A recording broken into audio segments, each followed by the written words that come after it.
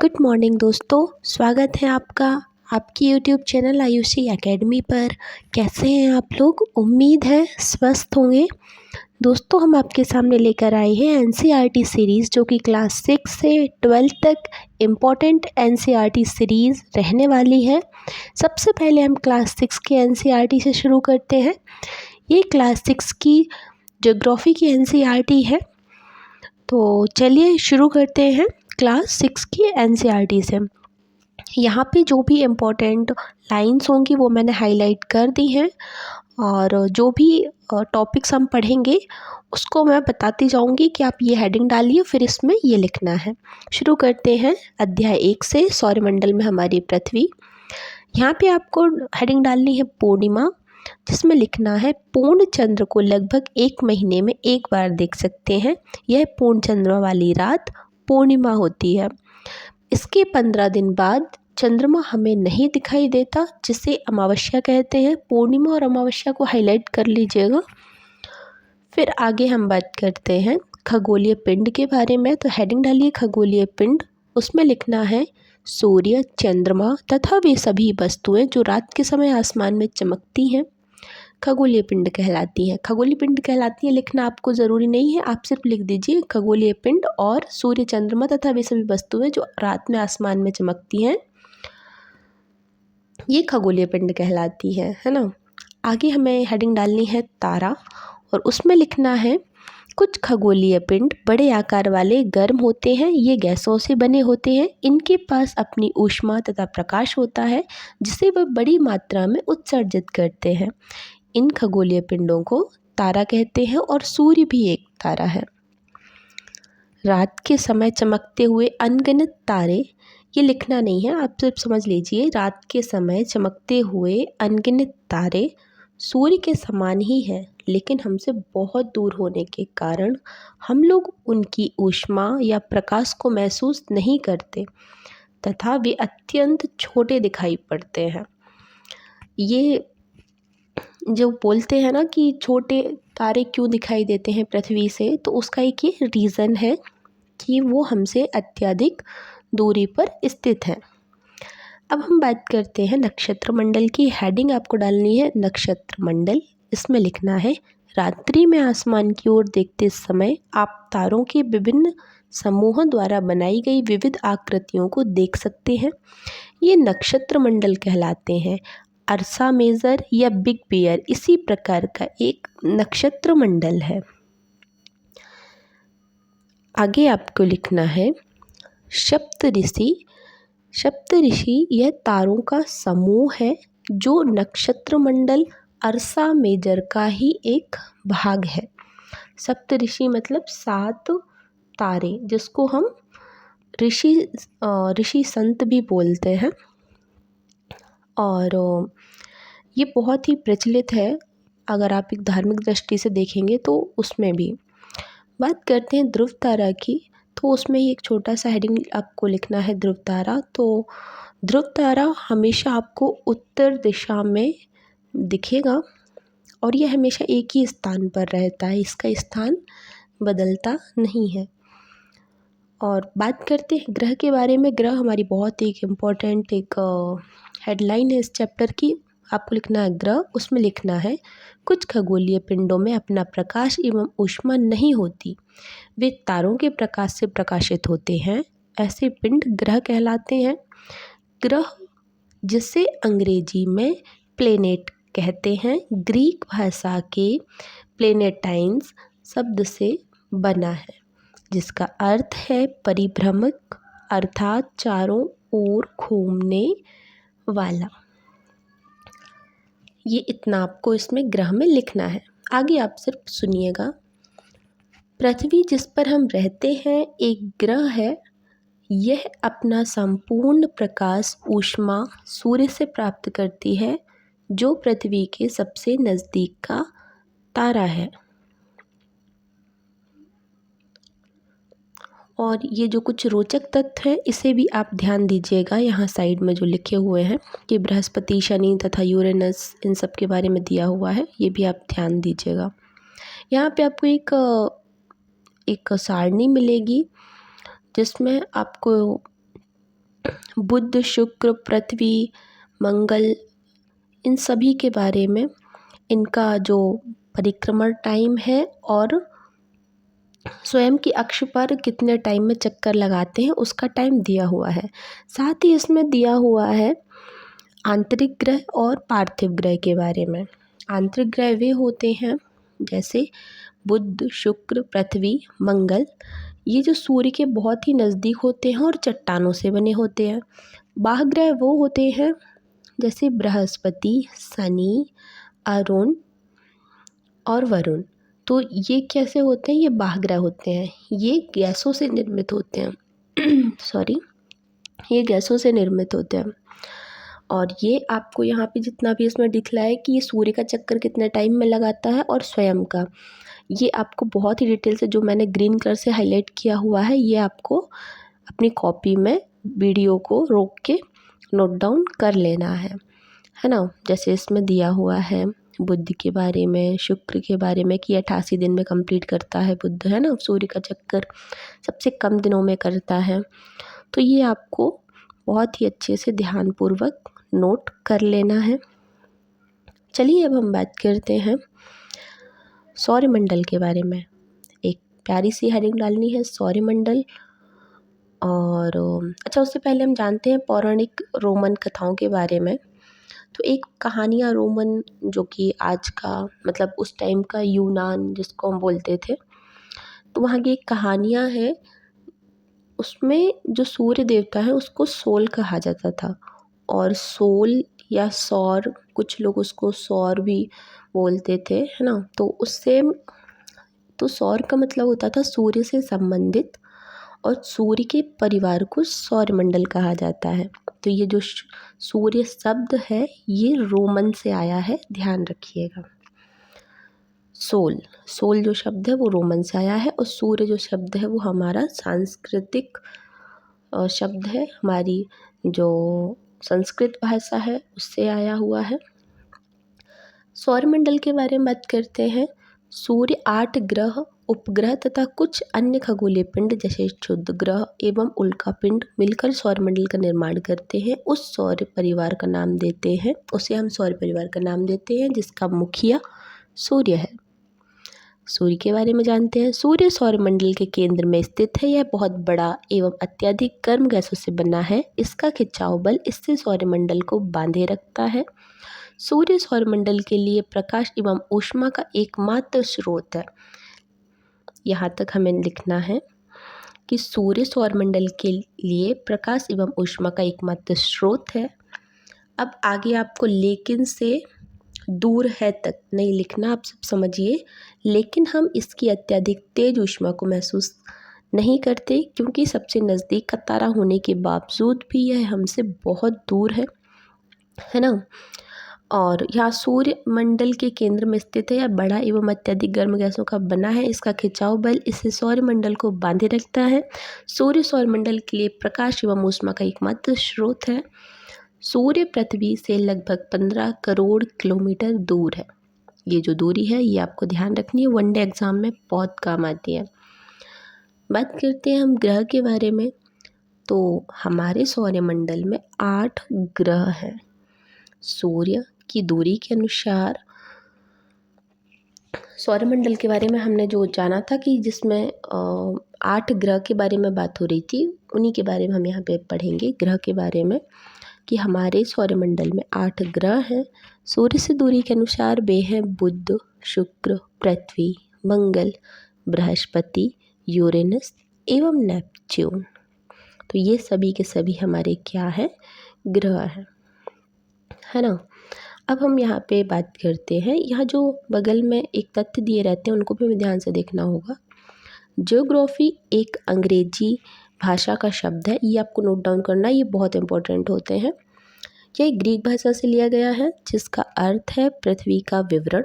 यह 2 ग्रीक शब्दों से मिलकर बना हुआ। जो सौर था वो रोमन शब्दों से बना हुआ था, और जो ज्योग्राफी है ये ग्रीक भाषा का शब्द है, जिसमें ज्यो का अर्थ है पृथ्वी और ग्राफिया का अर्थ है लिखना।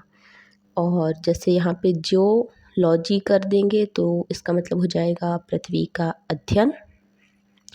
जियोमेट्री कर देंगे, इसका अर्थ हो जाएगा पृथ्वी का मापन और जियोइड कर देंगे तो जिसका मतलब होगा पृथ्वी के आकार के अनुरूप।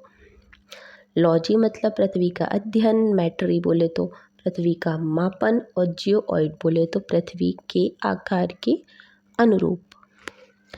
अब हम बात करते हैं आगे। तो सौरमंडल के सभी, अच्छा एक छोटी सी चीज़ ये और आप जान लीजिए खगोल शास्त्री के बारे में। हमारे भारत देश के एक खगोल शास्त्री हैं जो कि बहुत और बहुत ही ज़्यादा प्रसिद्ध थे। अच्छा चलिए पहले हम बात कर लेते हैं कक्षा के बारे में, बाद में ये पढ़ेंगे, है ना। तो सौरमंडल के सभी 8 ग्रह एक निश्चित पथ पर सूर्य का चक्कर लगाते हैं और ये दीर्घ वृत्ताकार में फैले हैं और ये कक्षा कहलाते हैं। और बुध के बारे में हम जानते हैं तो बुध सूर्य से सबसे नज़दीक है, जैसे कि हमने वहाँ पे देखा कि 88 दिन में ये पूरा चक्कर लगा लेता है। तो बुध सूर्य के सबसे नज़दीक है। अपनी कक्षा में सूर्य के चारों ओर चक्कर लगाने में केवल इसे 88 दिन लगते हैं। शुक्र को पृथ्वी का जुड़वा ग्रह माना जाता है क्योंकि इसका आकार एवं आकृति पृथ्वी के समान है ना। अब बात करते हैं हम प्लूटो के बारे में, जिसे यम बोलते थे। तो प्लूटो एक ग्रह माना जाता था और परंतु अंतर्राष्ट्रीय खगोलीय संगठन ने अपनी बैठक अगस्त 2006 में यह निर्णय लिया कि इसे बोने ग्रह में डाल दिया जाएगा। बोने ग्रह वो होते हैं दोस्तों जो अपनी रूट का अपना जो उनकी जो कक्षा होती है उसका चक्कर लगाना भूल जाते हैं और अन्य किसी की कक्षा में चले जाते हैं, वो कहलाते हैं बोने ग्रह। कभी हमारे सौरमंडल का चक्कर लगाते हैं, कभी किसी दूसरे का लगाने लगते हैं, तो वो कहलाते हैं बोने ग्रह। और यहाँ पे कुछ बोने ग्रह लिखे हैं जैसे कि 2003 UB 313 सिरस, ये कुछ बोने ग्रह हैं। यहाँ पे आप इनको नोट डाउन करिएगा बोने ग्रह को। और हम यहाँ पे अब जानते हैं खगोलीय पिंड के बारे में। खगोलीय पिंड, अच्छा ये खगोलीय पिंड ही कहलाते हैं, जो बोने ग्रह हैं ये भी खगोलीय पिंड ही हैं, खगोलीय पिंड के अंतर्गत ही आते हैं। और यहाँ पे हम आर्यभट्ट के बारे में बात कर रहे थे। तो जो आर्यभट्ट है वो एक भारत में प्राचीन प्रसिद्ध खगोल शास्त्री थे। खगोलीय पिंडों के बारे में ये अध्ययन करते थे और बहुत ही प्रसिद्ध थे। उन्होंने कहा था, ये बात ध्यान रखिए, उन्होंने कहा था कि सभी ग्रह तथा चंद्रमा परावर्तित सूर्य प्रकाश के कारण चमकते हैं। उन्होंने कहा था सभी ग्रह तथा चंद्रमा परावर्तित सूर्य प्रकाश के कारण चमकते हैं। ये लाइन ध्यान दीजिएगा। एक हेडिंग डाली है पृथ्वी। तो जानते हैं हम पृथ्वी के बारे में। पृथ्वी के बारे में जानने से पहले मैं आपको बता दूं, हमारी जो पृथ्वी है वो सूर्य से बहुत दूर है, लेकिन इसके बावजूद भी हमें सूर्य का जो प्रकाश है वो पर्याप्त मात्रा में मिलता है। तो सूर्य का महत्व समझ लीजिए हमारे सौरमंडल में कितना ज़्यादा है। पृथ्वी हेडिंग डालनी है, लिखना है उसमें, सूर्य से दूरी के हिसाब से पृथ्वी तीसरा ग्रह है और आकार में 5वां सबसे बड़ा ग्रह है। यह ध्रुवों के पास थोड़ी चपटी है, यही कारण है कि इसके आकार को भू आब कहा जाता है। भू आब का अर्थ है पृथ्वी के समान आकार। अब हम जानते हैं प्रकाश की गति के बारे में। तो ये बहुत ही इम्पोर्टेंट लाइन है, नोट करना। प्रकाश की गति लगभग 3 लाख किलोमीटर प्रति सेकंड है। इस गति के बावजूद सूर्य के प्रकाश को पृथ्वी तक पहुंचने में लगभग 8 मिनट का टाइम लगता है। तो प्रकाश की गति आपको हेडिंग डालनी है, 3 लाख किलोमीटर सेकंड है और सूर्य के प्रकाश को पृथ्वी तक पहुंचने में 8 मिनट का टाइम लगता है। ये वनडे एग्ज़ाम में बहुत पूछा जाता है। जो भी यहाँ पे अलग से रोचक तत्व तो दिए हुए रहते हैं ना साइड में, ये ऐसा बना के ब्रैकेट, ये बहुत ही इम्पोर्टेंट होते हैं। अच्छा एक ये बात भी आप ध्यान दीजिए कि अंतरिक्ष से देने पर पृथ्वी नीले रंग की दिखाई देती है क्योंकि 2/3 सतह इसकी जो है वो पानी से ढकी है। इसलिए इसको नीला ग्रह भी कहते हैं। जानते हैं यहाँ पे हम नील आर्मस्ट्रॉन्ग के बारे में। तो नील आर्मस्ट्रॉन्ग ऐसे पहले व्यक्ति थे जिन्होंने सबसे पहले चंद्रमा पर कदम रखा 21 जुलाई 1969 को। चंद्रमा हेडिंग डालिए। चंद्रमा में लिखेंगे हमारी पृथ्वी के पास केवल एक उपग्रह है चंद्रमा, और बहुत ऐसे कुछ ग्रह हैं जिनके बहुत सारे उपग्रह हैं, उनके बारे में हम बात करेंगे। इसका व्यास पृथ्वी के व्यास का केवल 1/4 है। यह इतना बड़ा प्रतीत होता है क्योंकि हमारे पिंड अन्य खगोलीय पिंडों की अपेक्षा सबसे नज़दीक है। यह हमसे लगभग 3,84,400 किलोमीटर दूर है। कितना दूर है ये भी ध्यान रखिएगा। जो भी इसमें अलग से डाटा वगैरह इसमें आता है, डेटा वगैरह की, इसमें अलग से जो डेटा दिया होता है उसको आपको ध्यान देना है ना। 3,84,400 किलोमीटर ये दूरी अगर पूछ ले तो पता होना चाहिए। उपग्रह के बारे में बात करते हैं। उपग्रह 2 प्रकार के होते हैं, एक तो कृत्रिम होते हैं, एक प्राकृतिक होते हैं। तो जो कृत्रिम होते हैं वो मानव निर्मित होते हैं, है ना। उपग्रह एक खगोलीय पिंड है जो कि चारों ओर उसी प्रकार चक्कर लगाता है जिस प्रकार सूर्य ग्रह के चारों ओर लगाती है। मानव निर्मित उपग्रह जो होते हैं ये इंसानों के द्वारा बनाए जाते हैं, जैसा कि नाम से प्रतीत होता है। एक कृत्रिम पिंड है, उपग्रह एक कृत्रिम पिंड है। यह वैज्ञानिकों द्वारा बनाया जाता है जिसका उपयोग ब्रह्मांड के बारे में जानकारी प्राप्त करने एवं पृथ्वी पर संचार माध्यम के लिए किया जाता है। यह पृथ्वी की कक्षा में स्थापित कर दिया जाता है और अंतरिक्ष में उपस्थित कुछ भारतीय उपग्रह इनसैट, IRS और इड्यूसैट इत्यादि हैं।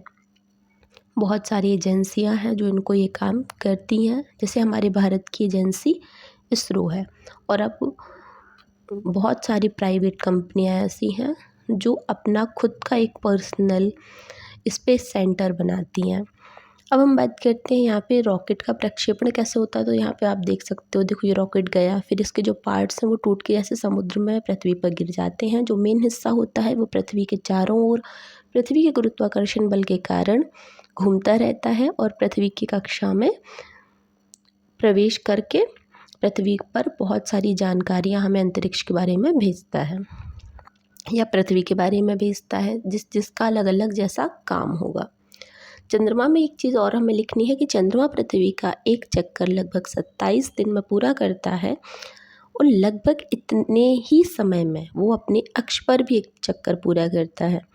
इसके परिणाम स्वरूप पृथ्वी से चंद्रमा का केवल एक ही भाग हमें दिखाई देता है। मतलब चंद्रमा पृथ्वी का चक्कर 27 दिन में कंप्लीट करता है और इतने ही टाइम में वो खुद का भी चक्कर लगाता है। जानते हैं शुद्ध ग्रह के बारे में। तो जो शुद्ध ग्रह होते हैं या जो क्षुद्र ग्रह होते हैं वो क्या कहलाते हैं? तारों, ग्रहों एवं उपग्रहों के अतिरिक्त असंख्य छोटे पिंड भी सूर्य के चारों ओर चक्कर लगाते हैं। इन पिंडों को क्षुद्र ग्रह कहते हैं। ये मंगल एवं बृहस्पति की कक्षाओं के बीच पाए जाते हैं। मंगल एवं बृहस्पति की कक्षाओं के बीच, ध्यान रखिएगा ये वनडे एग्जाम में आता है। उल्कापिंड के बारे में जानते हैं। तो सूर्य के चारों ओर चक्कर लगाने वाले पत्थरों के छोटे छोटे टुकड़ों को उल्कापिंड कहते हैं। और उल्कापिंड का आपको ऐसे नॉर्मल हेडिंग डालना है और एक लाइन ही उल्कापिंड की लिख लेनी है। उल्कापिंड कई बार ऐसा होता है कि हमारे पृथ्वी पर प्रवेश करते हैं और इतने नज़दीक आ जाते हैं कि कई बार तो घर्षण होने के कारण अधिकांश जो रहते हैं वो जल जाते हैं और जो नहीं जल पाते पूर्णतः वो पृथ्वी पर आकर गिरते हैं, जिसकी वजह से पृथ्वी पर कई जगह पर गड्ढे भी हो जाते हैं और उससे बड़े रूप में हानि होती है क्योंकि इनकी स्पीड जो होती है वो बहुत ही तेज़ होती है। और जो महाराष्ट्र की बुल्ढाना ज़िले में लोनार झील है वो भी इसी प्रकार से ही निर्मित है कि एक बार एक उल्कापिंड आके वहाँ पे गिरा और जिसकी वजह से उस झील का निर्माण हुआ। अभी बहुत चर्चा में थी, उसका जो पानी है वो लाल हो गया था। तो चलिए खैर हम आते हैं अपने टॉपिक पे और पढ़ते हैं। आगे अब हम बात करते हैं यहाँ पर आकाशगंगा के बारे में। तो आकाशगंगा आपको हेडिंग डालनी है और आकाशगंगा के बारे में आपको लिखना है।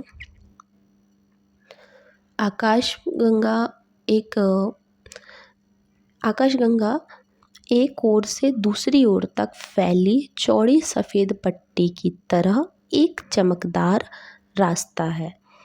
रास्ता मतलब ऐसा नहीं है कि कोई वहाँ पे ऐसे चल के जा रहा है, एक दिखाई देता है, एक चौड़ी पट्टी दिखाई देती है जो कि सफ़ेद कलर की है। सफ़ेद कलर की नहीं है वो, वहाँ पे बहुत सारे असंख्य मात्रा में तारे हैं जिसके कारण वो हमें चमकते हैं और इतना उनका प्रकाश इतना तेज़ है कि हमें यहाँ से ऐसा लगता है जैसे बहुत दूर तक ये कोई रास्ता जा रहा है।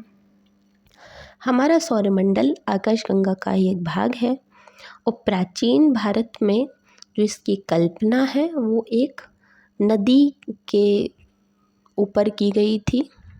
आकाशगंगा भारत में प्राचीन समय में नदी का अर्थ गंगा होता था। बहुत सारी नदियाँ थी, लेकिन जो गंगा थी वो बहुत ही ज़्यादा प्रसिद्ध थी, अभी भी है। और उस टाइम पे जो इसकी जो रूपरेखा थी वो नदी के जैसी थी, तो इसको क्या बोल दिया गया, आकाश गंगा।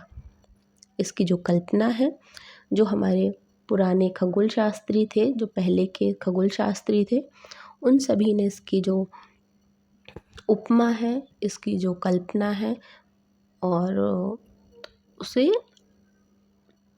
इसको क्या बोलते हैं, आकाशगंगा को गंगा नदी से जोड़ा है। बहुत सारी आकाशगंगाएं मिलकर ब्रह्मांड का निर्माण करती हैं। बहुत सारी ऐसी आकाशगंगाएं हैं जो ब्रह्मांड का निर्माण करती हैं। इसमें सिर्फ यही एक लाइन है और बाकी तो सब समझने का ही है, ऐसा कुछ नहीं है। बाकी यहाँ पे आप एक देख सकते हो ब्रह्मांड के बारे में कि ब्रह्मांड कितना विशाल है। इसकी कल्पना करना भी बहुत कठिन है। बहुत सारी आकाशगंगाएं मिल कर के ब्रह्मांड का निर्माण करती हैं। जैसे कि इसमें आप देख रहे हो, ये आप हो और ये है ब्रह्मांड। जैसे ब्रह्मांड, उसके अंदर आकाशगंगा, उसके अंदर सौरमंडल, फिर पृथ्वी और फिर उसके अंदर आप। समझ लीजिए बहुत ही विशाल ब्रह्मांड है हमारा। यहाँ से अभ्यास शुरू हो जाता है। तो दोस्तों, ये हमारा पहला वीडियो है, इसके साथ ही हमारी पहली क्लास है। इसमें आपको कुछ भी सुझाव देना हो, कुछ भी कमियां हो तो आप हमें कमेंट करके बता सकते हैं। हम अपनी कमियों पर सुधार करेंगे और कोशिश करेंगे कि जो अगली कक्षा होगी उसमें हम और बेहतर तरीके से आपको पढ़ा सकें। तो मिलते हैं हम अपने नेक्स्ट वीडियो में, नेक्स्ट क्लास में। और कल हम पढ़ने वाले हैं चैप्टर 2 के बारे में, अध्याय 2, जिसमें है ग्लोब, अक्षांश एवं देशांतर। हम ग्लोब के बारे में पढ़ेंगे। तो चलिए मिलते हैं दोस्तों अगले वीडियो में। चैनल को लाइक, शेयर और सब्सक्राइब कीजिए। धन्यवाद।